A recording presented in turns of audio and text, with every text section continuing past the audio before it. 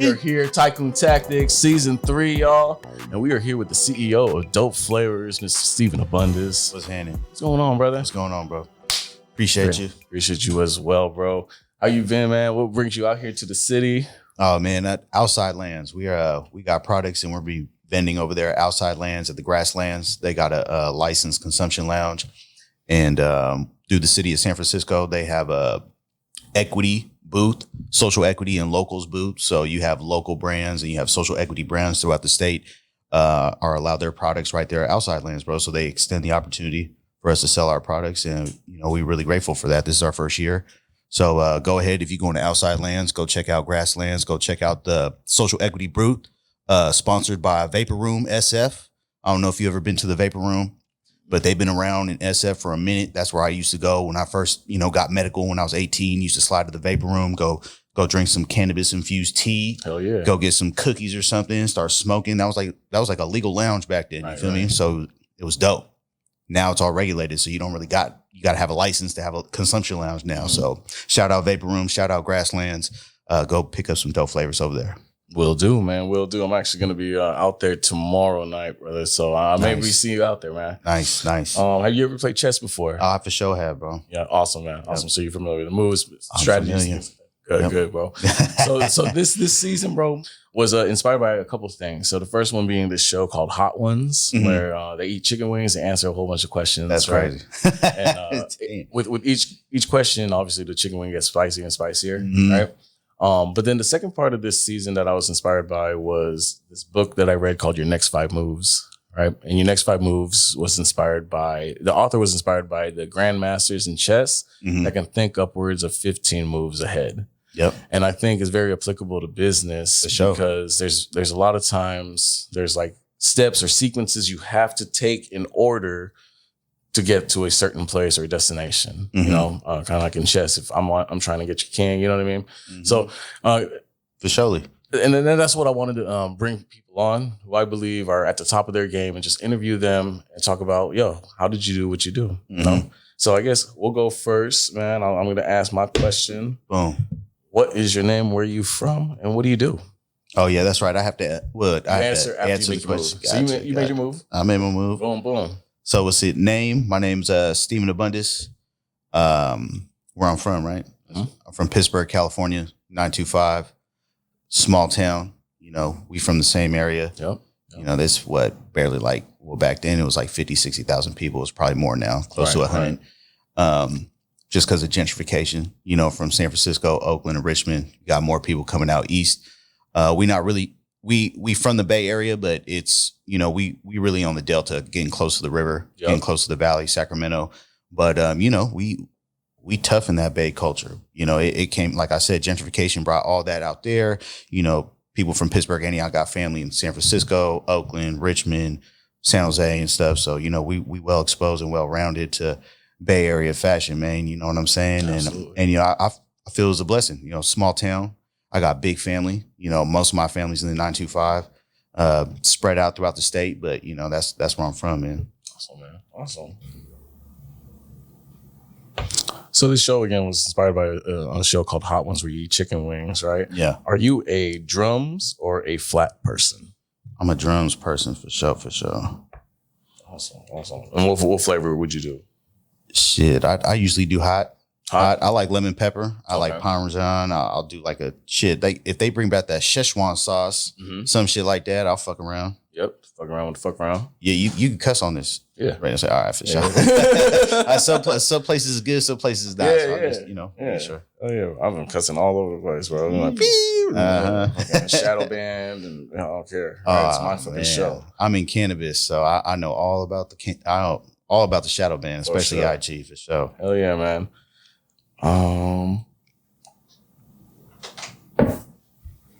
What was it like for you growing up? It's almost like a 3-part question. Firstly, in your household, in your family, and in your city. Growing up, I close-knit family, big family. We was big on family. My parents, my pops worked all the time, providing for us. Mom's worked part-time so she could help me and my sister out. I got a younger sister. And, you know, I say we had a good life, you know what I'm saying? Like they really just, you know, try to provide and do the best for us. And I just, you know, when I was growing up, you know, just trying to find myself, trying to find a, you know, more of like brotherhood and a father figure. I feel like, you know what I'm saying? Like maybe, you know, my pops was working the whole time. And I feel like that's a problem with a lot of, especially like middle to lower middle class families. It's like, you know, you have parental figures that have to work all day, maybe even have a second job just to provide food on the table and stuff. And I felt like, you know, how I gravitated, because I felt like when I was going into middle school and high school, I was a bad kid, bro. You know, just going out the fast life and just, you know what I'm saying, just getting into shit was what I was into. You know what I'm saying? Right. And just finding, you know, my folks on the street, just, you know, my brothers on the street, or, you know what I'm saying, or fucking with my older cousins. My older cousins was into life, you know what I'm saying? Mm-hmm. So, you know, that was like my life, you know, life upbringing and stuff Absolutely. Like that. But as far as like a home, like we always had like it was a solid home. Like mom's was always there. Pops see him at night and shit. And, you know, as far as like good values and, you know what I'm saying? Like I was raised right. I feel it's just me being stubborn. You know what I'm saying? Finding myself, fucking just being that dude, hyper masculine. You know what I'm saying? Just having that type of energy, you know, and being on the street. I felt like, you know, I kind of strayed away from what society would prefer you to do, you know, which is like go to school, go to college, you know, find a successful career and whatnot. Yeah, I'm gonna make this move real quick too. And yeah, you know, I felt like I had a very good upbringing. Yeah. Just, you know, straying here and there. You feel me? And then what was it like growing up in your city? In the city, it was wild. I mean, you should know. I mean, you know, even if you is trying to do good, you're gonna stray, or you're gonna be exposed to certain things, man. Mm-hmm. And we come from a small town, but it seemed like everybody had their hustle, everybody had their thing. You know what I'm saying? Whether you going to parties, or whether you selling drugs, or whether you doing this, doing that, it was just everywhere. I felt like, and even if you go, you know, I remember back then, like we go to Concord, we go to Antioch, we go into surrounding cities, and it felt like, you know, whenever we go to the parties, we turning them out. Like we bring in what we got in our town. Like we don't want to go to parties in our town for a reason. Hell no. So we going out to Antioch, we going to Concord, we going to Walnut Creek, Brentwood, Oakley, and it starts to happen out that way, you know, to where I remember when house parties was good at one time, and they for sure not. You never know what's going to happen. Mm-hmm. But yeah, I'm, you know, just answering that. I think what was the question originally? Yeah, the question was, what was it like for you growing up? Yeah. Yeah. Okay. Yeah, just getting into trouble. Trying, you know, doing good in school, but, yeah. You know, still getting into trouble, being rebellious as well. Absolutely. And I definitely can attest to that, man, because I think when people, I tell people I'm from Pittsburgh, and, you know, it's a small city, and yeah, it's like where it's hella far out and shit like that, right? And they're like, oh, but like that's not the Bay and shit like that. But I'm like, if you really grew up how we grew up, you know, if you really seen what we've seen, like, yeah, no, fuck, right. You know, like I believe the high school's marching band has recently gone viral. Oh yeah, a couple years ago. 5 on it. Like, yeah, and they've done it multiple times now. What was crazy, bro, is like when I was in the marching band in 2005, we were playing that shit. Mm-hmm. You know what I mean? We were playing the Thizzle dance. You know, we were playing Feeling Myself and all that shit. You know what I mean? The culture's heavy where we from, man. And just to kind of expand on that too, is it's diverse. Big. You got, I mean, I think it's mainly Latino majority now. Mm-hmm. Yeah. But blacks, whites, Asians, Pacific Islanders, all walks of life and you know, colors and creeds. And I like being in a small town, only having one high school, you know what I'm saying? Everybody sees everybody. So everybody's mostly cool with everybody. And I felt like it's like that in the Bay, because it's a fat melting pot. And that's what separates us from like LA and other bigger cities, because everything is like separated and segregated by race. Mm-hmm. You know what I'm saying? Right. And it's like that, you know, because I'm just as impacted. So, and it's like that in jail and like that in prison. But that's where I really feel refreshed, is when I go to my hometown. Like I know that there's none of that type of, you know, categorizing, or none of that type of, you know what I'm saying, separation amongst small town folk. Like we would, you know, no matter what race you are, no matter what color you are, it's like, hey, I'm going to say what's up to you. I'm going to catch you at a party. We're going to have good times. We're going to have good vibes. Absolutely, brother.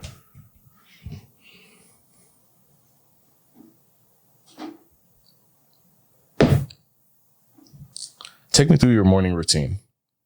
I wake up early. I try to wake up early every day. That's what I usually, let's see. Oh, by the way, am I supposed to move first and then answer the question? Yeah, I mean, however you want to. You can move first. I preferably move first and answer, right? For sure. Yeah, let me knock this move out the way. Shit, you got me thinking, man. You know what I mean? Just like the athletes, they gotta win the game first, then they want to talk about it. Repeat the question again, man. You got me thinking. No worries. Take me through your morning routine. Yeah, up early for sure. I like to get my day started. I got emails to fucking shoot out. I got fucking invoices to worry about. I got follow-ups and shit. Plus I got, I work for a national nonprofit for higher education in prison. So they got me really busy, and I start early on that as well because I'm an entrepreneur. So I got other businesses to run throughout the late evening into the late evening. You feel me? Mm-hmm. So it's pretty busy, but just doing all the hygiene shit, just making sure my kid's straight. You know what I'm saying? Get my coffee in. Shit, I used to be working out, but since I don't really got time for that, really, I try to get my little bust down here, maybe like twice a week. But on the regular, it's whether I'm traveling or I'm on that computer, just doing, Zoom calls and following up on appointments and things like that, having to make appearances. So I like to start early as possible. Absolutely. Mm-hmm. That's big, man. And what time of day do you say you do your best work? In the morning. In the morning time. I believe in serendipity. I don't know if you've heard about that, but speak on it. Serendipity to me and my interpretations is it's right when you wake up, it's a process that's going on in your brain, and to where you're like the most creative. It's like your spark. It's like that spark, that refresh, that boom. I wake up. I got a good night's sleep or a decent night's sleep. I'm gonna hop in the shower, do my routine, and that's when I feel like I get my best inspo or best inspiration, or some ideas might just, you know what I'm saying? Yeah. Just, I'll wake up, I'll sit in the bed just for a little bit, just contemplate and reflect on things. And then things just start popping up, goals or visions or what I'm going to do for my day, or, I'm thinking of something for, later on down the line, like in the week or the month or something. So.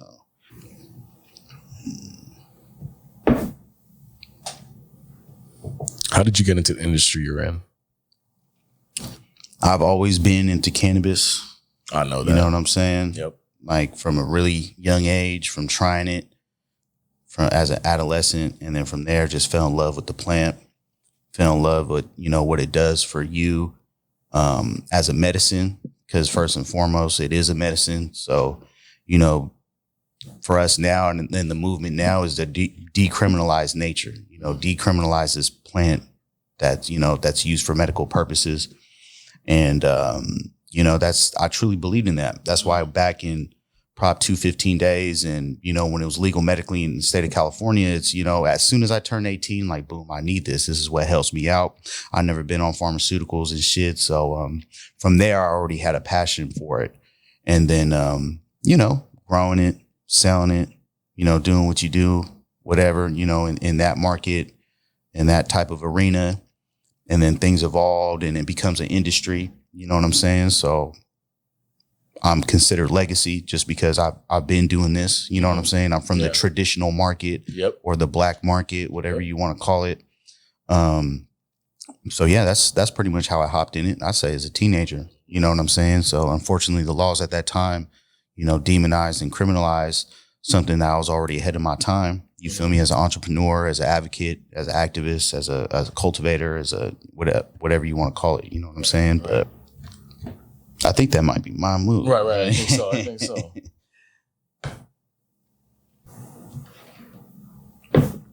What's your biggest failure and how did you learn from it? Me, I take it as I take lessons. I don't take losses. Even though I could have took, that's a big L. People like, oh, damn, that would have folded me or whatever. Shit, you could bounce back from whatever, man. Like I faced 2 life sentences. I did time. Didn't think I was ever going to get out. Still bounced back. I'm here today. You feel me? Shooting chess with my boy from back in the day. You feel me? Right. Class of 2008, right. Pittsburgh High School. You feel me? You feel me? So, you could bounce back from whatever, man, and just take them as lessons instead of losses. Put your ego to the side. So, even at that moment, I didn't, it's not a regret, you know what I'm saying? Or, you could feel regretful, but all the losses or all the failures or whatever, what have you, in the past wouldn't make me into the man I am today, keep me as seasoned and sharp in how I am, you know what I'm saying? And as long as you learn lessons, man, you're going to be all right. Yeah. Without getting too deep into it, bro, because it's hard. It's very, very rare, I believe, on the outside world to interview someone who was facing 2 life sentences. And I remember, bro, when that was happening, I was like, no fucking way. My boy is gone down. Like, shit.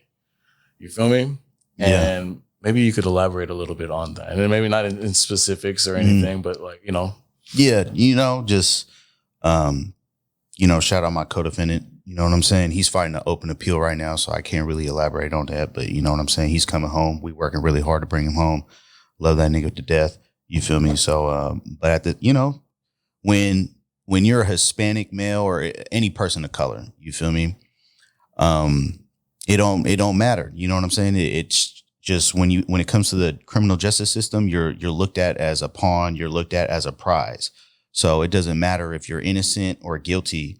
The district attorney and law enforcement is going to, they want the win at the end of the day. And, justice usually isn't served that way. So it's, they want that win, no matter if you innocent, no matter if you was defending your life or not.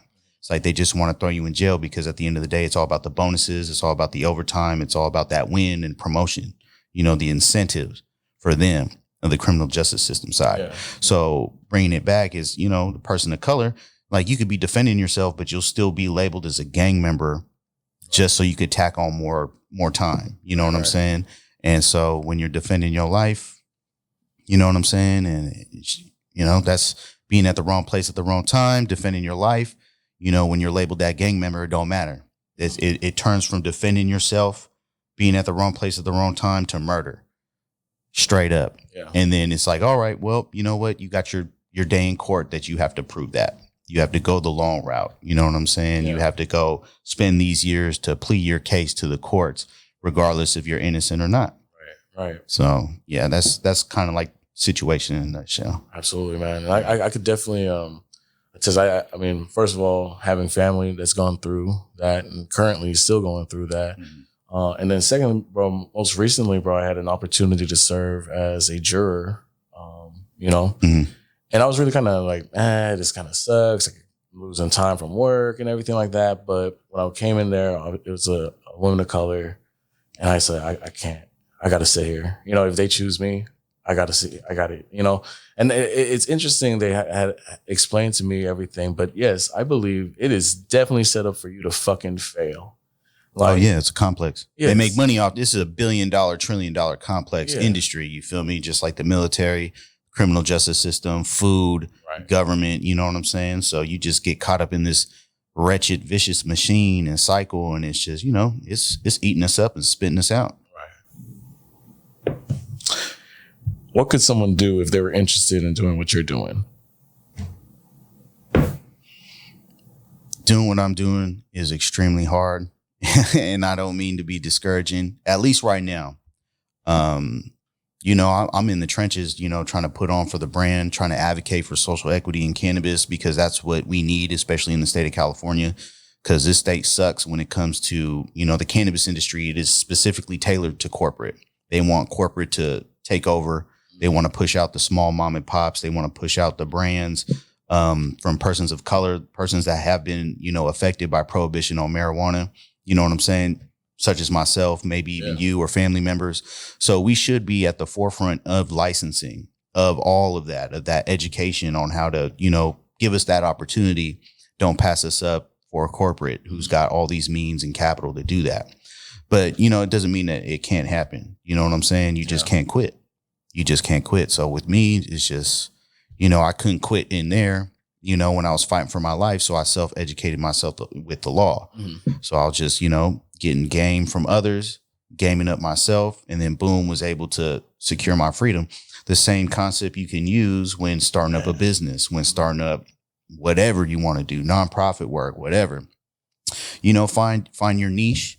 You know what I'm saying? Find out what you need to do, make a punch list and just start knocking that stuff out. And then, the harder you work and the consistency, people are going to be attracted to that, especially if you got a positive message behind your work and your person, you a stand-up individual. And then things are going to start, falling in your lap, and it's just you to know how to utilize that with the game that and start utilizing your resources, you know what I'm saying, and start doing good business and build those good relationships in that industry. Yeah. So that's what I could recommend when it comes to cannabis. You feel me?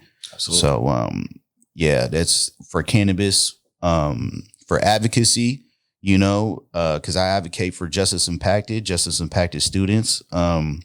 You know what? It's just finding that cause. I have a personal connection with it. So I'm passionately driven to help, my people, my community, and my population when it comes to the justice impacted, especially students. I'm a graduate of San Francisco State University. I'm a Project Rebound student. And you know what? It's like we can, whether you want to work or you want to continue your higher education, bro. And it's just advancement, positive advancement, positive change. You have to adapt to the times. So you might as well, you know what I'm saying? Just, like I said, utilizing your resources and just finding that niche and then just don't quit and go hard. What traits and strengths would someone need to be successful in your industry? And I'll make my move right there. You need to have, like I said, don't quit, persevere, endure, always be a student of the game, be loyal. Because your actions are going to what echoes into the future. So if you a slimy, piece of shit, everybody going to know you for that. You may, take the easy route to where you getting quick dough or you're elevating and advancing. But, you leave that bad karma behind. You leave that bad karma surrounding you. You know what I'm saying? As you move forward. Yeah, just be a stand-up individual and always be a student in the game and don't quit. Because education, knowledge is power. Mm-hmm. So you could be a strong dude, but you got to be strong physically and mentally. And, if you're spiritual, it's like, I definitely, you know what I'm saying? Look into that as well, bro. Oh, yeah. Whether it's religion or was self-care and wellness, is like, you definitely want to be a jack of all trades when it comes to wellness, physical, mental, and spiritual. What is your sign and how do you think it makes you what you are today? Thank you.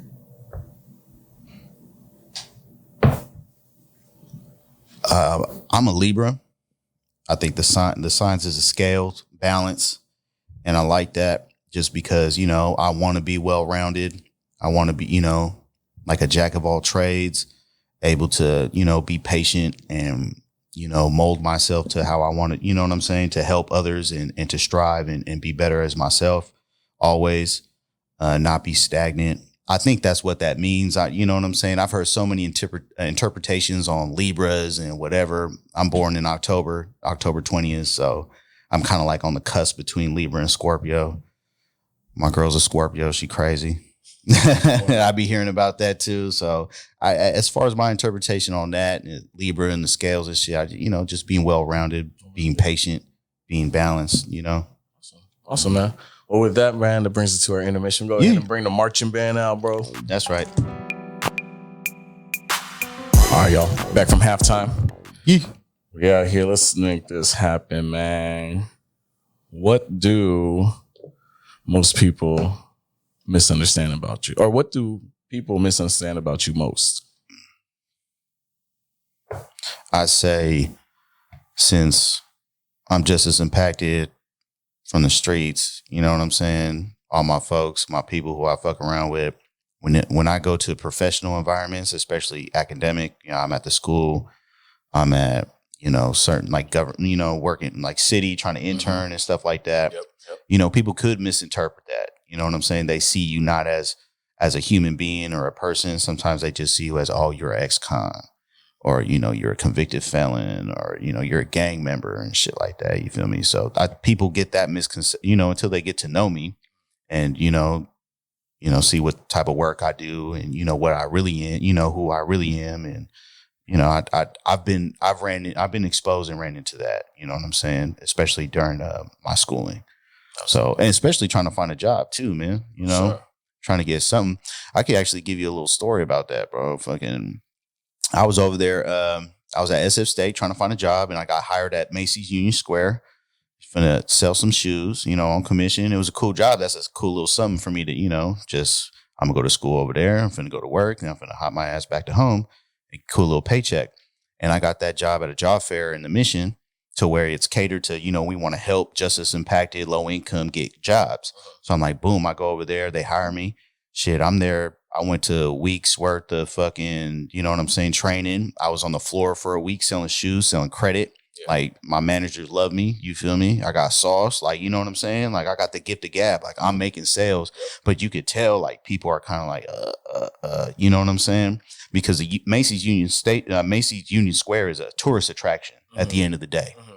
So corporate calls me. I get called into the office. My background check came out, and then they fired me because of that. And I'm like, bro, I'm like, damn, I really can't win. I can't, how the fuck, you know what I'm saying? Because even before that, I was an electrician, like when I first paroled. And I thought I was getting paid good money. Like, I never been paid this amount of money hourly, you know what I'm saying, in my life. I'm happy for the opportunity. I'm learning a trade, a craft.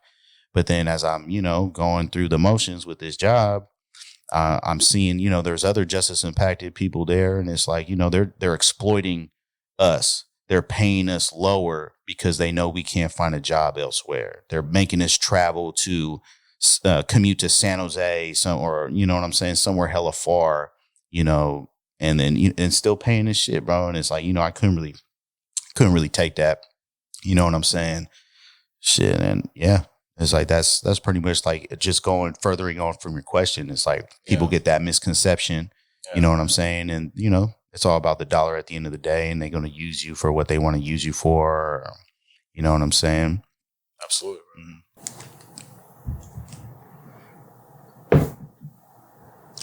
What's the biggest lesson your career has taught you? Check. Biggest lesson. I mean, shit, to be honest, like the people you gotta, keep people at arm's length, because you never know, there's a people like the team. I know them, you know what I'm saying? Cause I've grew up with them. You know what I'm saying? We break bread together, we have meals together, all that, bonding, like it's, these are my brothers. This is the team. This is the squad. Right. But when you're meeting new people in the industry, and I'm pretty sure this goes for any industry you in, it's like you really have to have an open mind, and you really have to keep people at arm's length, and you really have to, do your due diligence on whether it's a person, a company, you know what I'm saying, government, you really got to do your due diligence on people, bro. And that's just, what I learned that kind of from the streets. I learned that kind of from inside too. It's like, what you got to make sure you can't just bond, and you can't just accept people right away. Yeah. And when it comes to cannabis, especially in California, you know what I'm saying? There's sharks.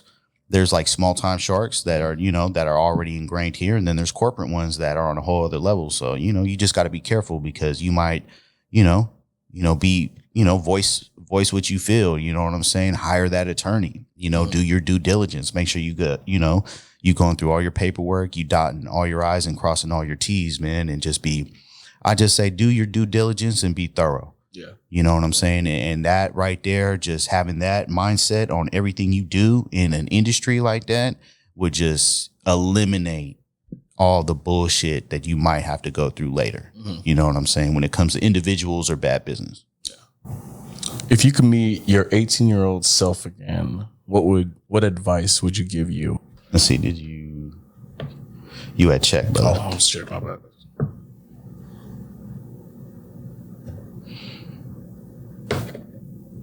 I would tell myself, don't waste your money.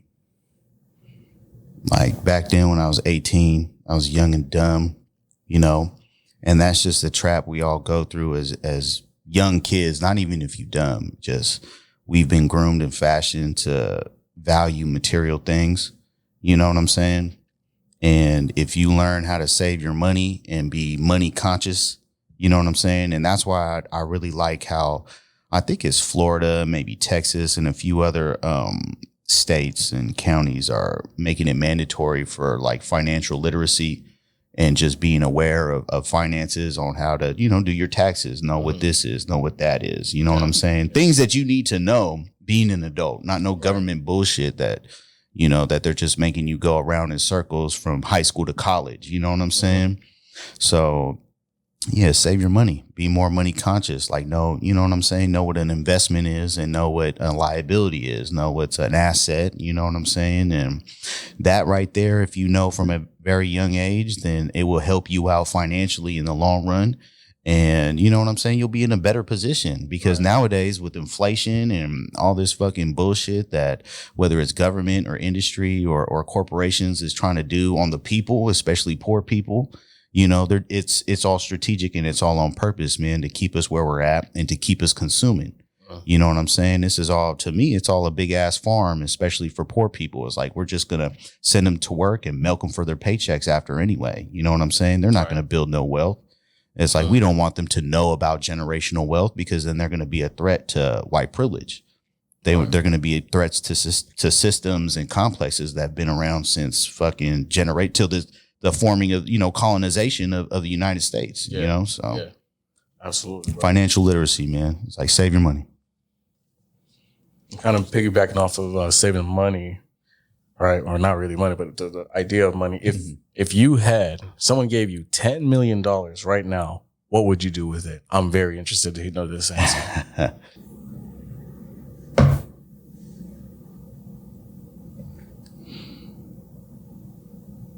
Check. If somebody gave me 10 M's, given, like, by the way, like, I've been learning how to fundraise. So, you know what, even, that's what you want. You want to use other people's money. Yep. When you got a good narrative behind you, when you got a good cause, whether you got a good brand, you know what I'm saying? People are going to want to give you their money because there's a bunch of rich people out there just sitting on cash. Like, okay, so you got to be able to do business. So you got to talk to them. So if I am fundraising, I get 10 million from somebody, I'm investing into property. I'm going to invest it into property that, that's going to benefit what I'm already into, which is cannabis. And you could buy an acre lot in a green zone somewhere, you know what I'm saying? And just start developing cannabis buildings ready to go for cultivation, distro, a retail storefront. You start leasing that property out. Go into a hot market where there's, Facebook, Google, Tesla's opening up around this town. Go invest into apartments or, townhomes, development, you know what I'm saying? With real estate. Real estate is, as I say, is a very good investment, especially nowadays. You know what I'm saying? Because it's, that's what you have at the end of the day. Versus jewelry, versus, if you into the stocks and bonds and, the stock market, crypto, it's not really hot right now. So you could expand your portfolio into those things. But I feel like property meant for the cannabis market right now. Since it's, we're pioneering right now. We just breaking ground.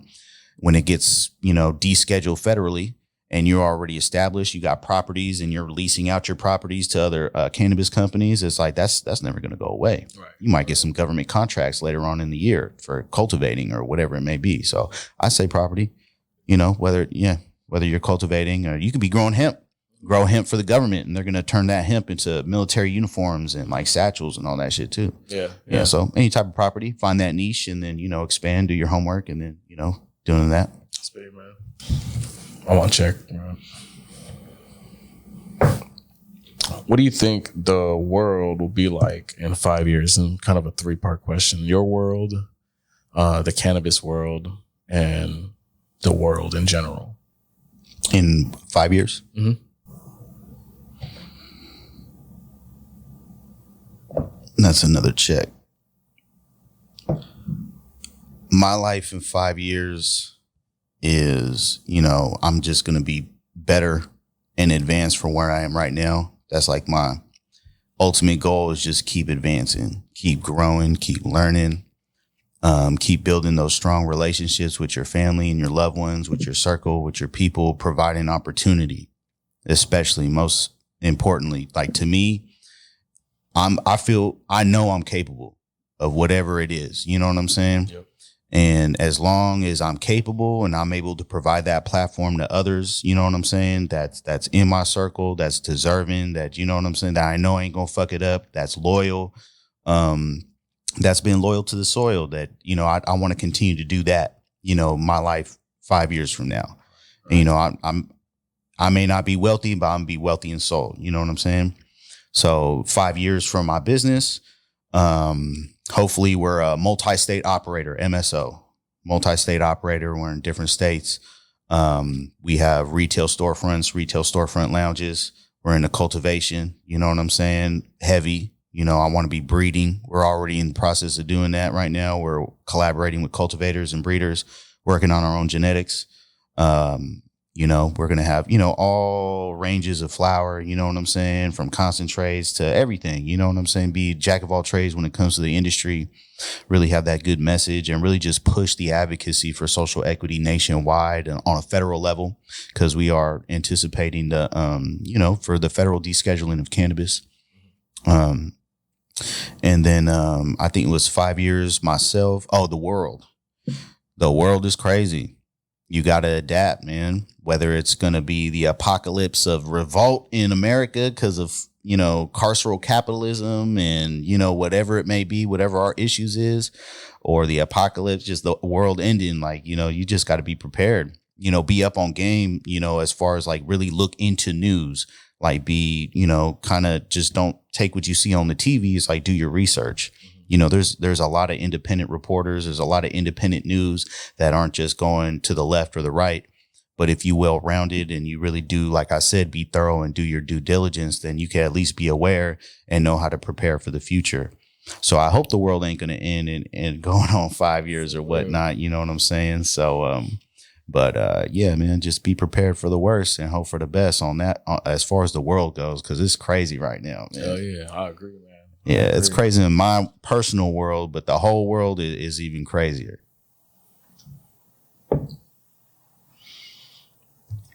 If you could be remembered for anything, what would it be? Oh, you're just going to kill me. I already know. I see it. I see it. When you opened up the fucking gates right here and just started coming in, I was like, oh. Yeah, man. You know, I used to charge money for this, right? Damn, huh? It's all good. I haven't played in a minute neither. I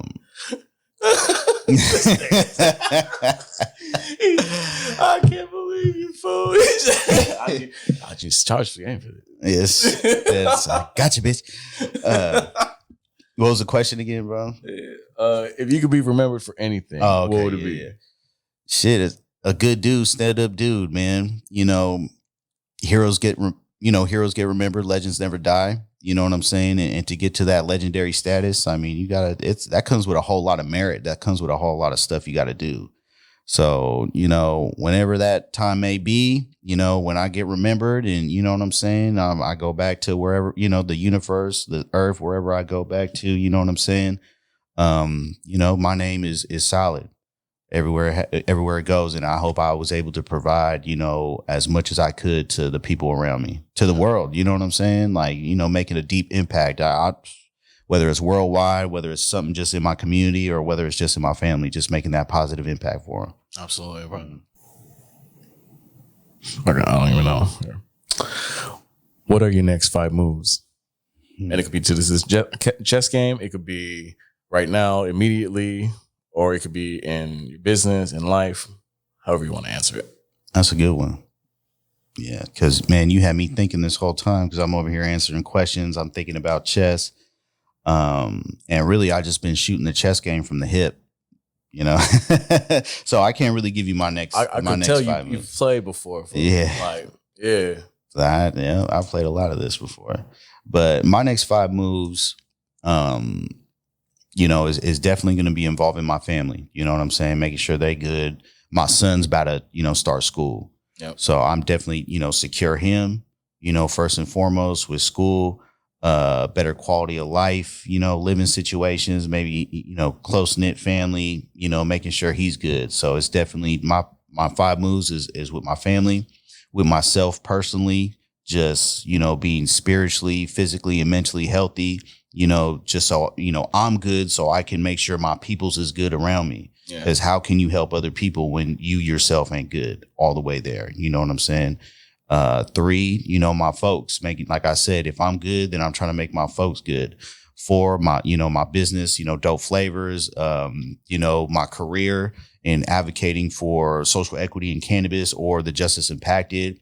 I'm heavy in that. I'm on a national level. I'm trying to spread good influence and do good work because I push policy. Yeah. I push legislation. I'm a pre-law candidate. So, and that's probably going to be into my 5th move. Like I want to go, because I was supposed to go to law school during the pandemic. I graduated 2020 and I was going to try to go to law school, but we didn't know what the fuck was going to happen. I had to get my diploma in the mail. I didn't even get to walk stage, blah, blah, blah, blah, blah, whatever. But I got that piece of paper. So in order for me to advance on an academic level, like I want to still go to law school. Yeah. Yeah. Out here in the Bay Area, man, I feel like this is where I could really get it, because, and if you're gonna advance in higher education, so there's 2 things, right? So you can go to that Ivy League school, you're gonna make those connections, especially a career path. You're gonna get a bigger salary. It's statistically spoken. Like you'll get a bigger salary fucking with an Ivy League school, graduating from there and getting hooked up with a job from there versus going to a state college. You know what I'm saying? So like, for example, an attorney coming from, a state college or whatever, on average, they're going to get that $65,000, $70,000 salary, like a public defender or something like that. Versus if you graduate from Yale Law, you're going to automatically get an internship at your fraternity brother's firm, your dad's firm, and then right when you graduate, you're going to get into that firm and start making $130,000 right out the gate. Yeah. So that's a positive going that route. But I feel like I could get good education, you know what I'm saying? Sticking to something around here that's more grassroots, especially the Bay Area, because when I'm in school, like I like to collaborate. I like to work with others. I feel like we could accomplish more like that. So I'd rather work with the same like-minded people versus working by myself or working with people I'm unsure with or might not be comfortable with. And then, reap those benefits later on down the line. Absolutely. I'd rather get a good education and put myself in a better position than, putting myself in kind of somewhat position at a school that I'm not familiar with. And I really don't have no personal connection with these type of people around me, Right. Absolutely, man. Awesome, man. Hey, bro, Steven, thank you so much for spending your time with me, bro. Where can the people find you, dog? Sure. You can find me, dopeflavorsllc.com. We got our website. You can find my brand on Weed Maps. We're Weed Maps verified. We're going to be having a statewide delivery very soon. Also _D_flavors, dope _flavors _ Also, I'm a Project Rebound student. If anybody that is justice impacted wants to advance their education, whether they're an incoming freshman or they got some type of college units inside and they want to continue, come holla at me directly. My Instagram is needmylawyer _ which is also a public service announcement, some game, spell out period. And that's where you can find me. Yeah. Awesome, man. Thank you so much for that. We won't finish this game. I'll let you off the hook, man. But you know what? I appreciate the opportunity, brother. Yes, sir. Hell yeah, brother. All right, Brody.